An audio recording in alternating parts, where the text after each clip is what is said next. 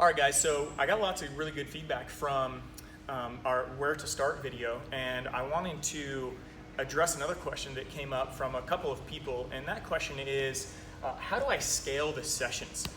A lot of our athletes out there have different ability levels, and some of them are limited by movements they can do or weight that they can handle on their joints due to age or due to injury, whatever it may be.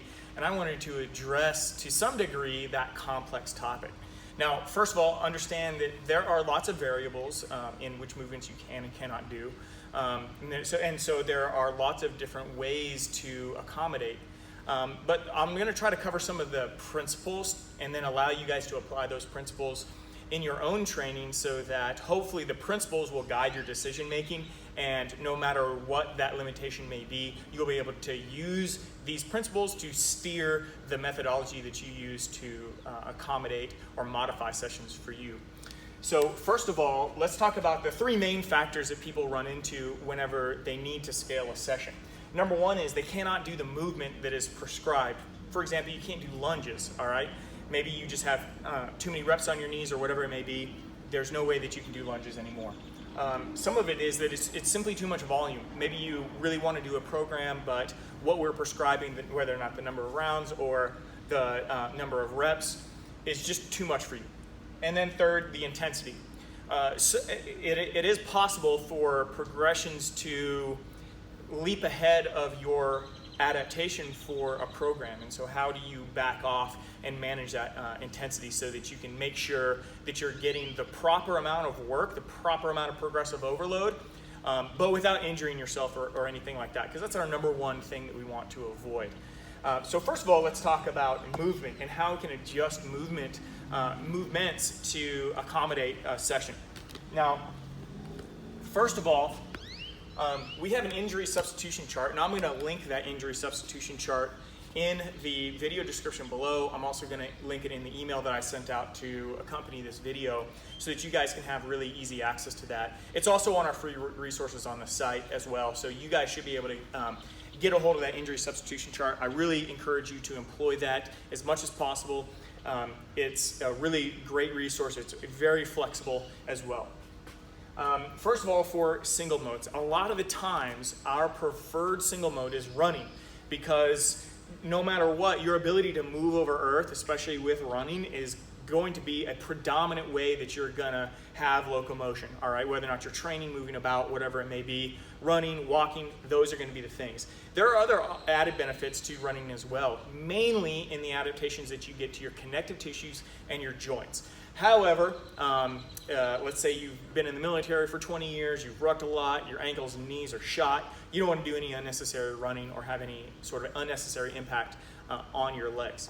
How can you change that? Well, we recommend that if you cannot run, that you simply go to a row. And if you cannot row, then go to a bike. And there's even a third option where if you didn't have a rower, you didn't have a stationary bike or anything like that, you could just do step-ups, all right? Either way, the idea is that you are going to go from the mode that you cannot do to another mode, all right? Running is high impact, rowing and biking are not. Step-ups aren't. You can use a 12-inch box, an 8-inch box, a 17-inch box. It really doesn't matter. You're going to get in some single mode activity that's going to allow you to maintain a steady heart rate over the course of the duration that we're looking for, okay? Step-ups are extremely monotonous, but they're very easy and they take a really small amount of space. Next, with lunging, all right? So the priority here, and the reason why we prefer lunges, is because they're a unilateral movement. A lot of times we squat whenever we're under the barbell, so if we're gonna do a body weight or a kettlebell or dumbbell movement, we prefer to try to move unilaterally so that we can gain independent strength in our left and right leg. But if that's not possible for you to lunge, then no problem, just go to a squat if you can still squat. If you cannot squat, then you're gonna go to a hinge. With a hinge, you have lots of different options. You could do an RDL, you could do a poor man's leg curl, or you could do a swing, all right? Now, this is one path that you can use from lunge to squat to hinge. Each one of these takes a little bit of stress off of the knees. Now, it may be that you can squat, all right, and let's say that there hinges somewhere else in there, somewhere else in the session. And so you don't want to double up on your hinges. That's okay as well. If you can do some sort of squat, even if it's a partial movement squat, do that partial movement squat. Move through the range of motion that allows you to do so without pain. That's totally fine. Third, if you have some sort of shoulder or upper body injury that prevents you from doing a vertical press or a horizontal press, either one. It's really simple. If you can't do a vertical press, you're going to go to a horizontal press. All right, if you can't do a horizontal press, you're going to go to a vertical press. We have a couple of athletes in our gym that train in our facility every single day that have to make these accommodations. So it's a really easy one to make. Now, if you can't really do either one, or let's say that you're sick of swapping out a horizontal press like push-ups for a vertical press like a military press, if you're just tired of doing that, you want to get a little horizontal press in there, then do a partial press movement or a single arm press movement. If you can't do a full push-up where your elbow drives past the level of your spine, then you can lay down on your back and do a kettlebell floor press where your elbow is going to touch the ground. It's not going to go back behind your spine, and then you can drive back up. It's a partial press, but it's an absolutely and completely legitimate strength movement that you can use that's going to limit the range of motion and allow you to do that horizontal pressing movement without any sort of pain. All of that is fine. Another option you can do is a single arm press. If your right arm is injured, then just train your left arm for a period of time until that right arm heals up.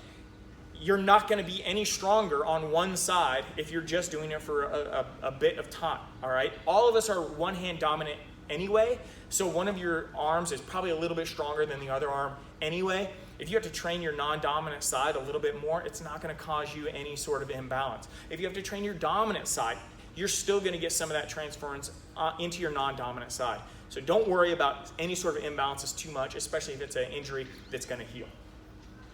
So here are some movement limitation pathways that you can take. Again, injury substitution chart if you want more details on how to substitute things. Finally, let's move on to our volume portion. And with the volume, we're going to talk a lot about redistributing and getting the same amount of volume in. So for example, if we assign 5 rounds of 10 reps of a lift, then you can just if you're like, I cannot do 10, like my knees start to hurt at that, if I do 10 squats, my knees start to hurt at that point. I can do 50 total, but I can't do 10 at a time. No problem. Redistribute them. Do 10 rounds at 5 reps per round. You're still getting in the total amount of reps, and you can still use the weight that we prescribe, most likely, because if you're doing a 5 by 10, we're going to prescribe probably like 60, 65%, maybe up to 75%. That's definitely a loading that you can do for 5 as well, okay? Is it going to be slightly different?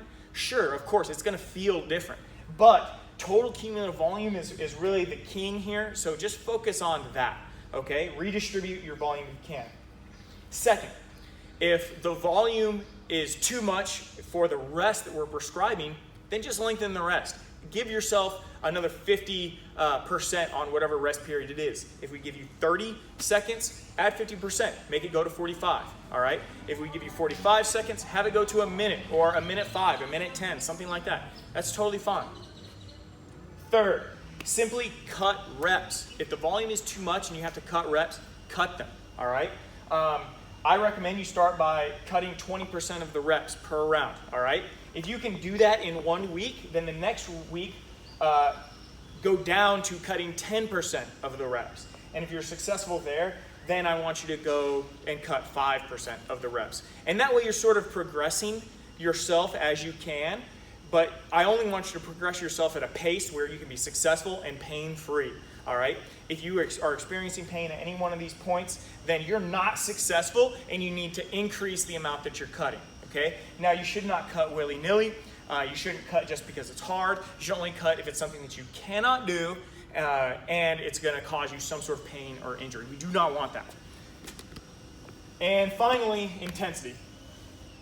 Now, with intensity, this is really the easiest one to adjust because all you have to do is lower the loading. If I prescribe to you 5 rounds of 2 at 85%, and you cannot handle 5x2 at 85%, or if by like round 3 you're starting to have some sort of failure, then no matter what, I want you to drop 20 pounds. I don't care what the percentage allows says it should be. I want you to cut 20 pounds. That's always going to be your starting point, okay? And from there, you can adjust further, okay? You could make it more extreme, or you could bridge the gap, okay? If you start out with 20 pounds, like, oh man, 20 pounds is easy, I'm gonna go to 10 pounds, all right? Do that, all right? No matter what, there is some sort of accommodation you can make to the sessions based on injury, based on volume, or based on intensity. Use these principles, reference our injury substitution chart, and keep on asking me questions if you guys have any with regards to this or anything else you guys want to know in regards to Atomic Athlete Training Systems.